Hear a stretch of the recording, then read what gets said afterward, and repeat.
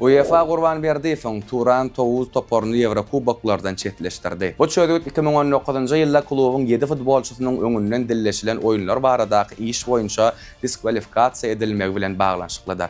Azer Sport neşriniň berýän maglumatyna görä, Gurrun Şahin Guluzade, Misir Rustamow, Sanan Goçaýew, Emin Bagirov, Rufat Mamedow, İlkin Sadykow we Eltay Tagiýew barada barýar. 2019-njy ýylda UEFA bu oýunçularyň duşuklarynyň netijelerine täsir etmek amallarına gatnaşanlygy barada habar berdi we Azerbaýjanyň futbol federasiýalarynyň assosiasiýasy bu ýagdaý tasdiklanandan soň olary futbol bilen baglanşykly istenlik işden çetleşdirdi. Turan Tovuz kluby bu çöýdügüň üstünden şol sana sport arbitraj kaziýetine şikaýet etjekdigini ma'lum etdi. Şol bir wagtyň özünde klub täze mewsime taýýarlyk işleriniň adaty tertipde dowam edýändigini, ýakyn wagtda bolsa toporyň Türkiýe okuw turganlyşyk ýygnanşygyna uğrajakdygyny ýatlap geçsek toporyň baş tälimçisi meşhur türkmen hünärmeni Gurbanberdiýewdir.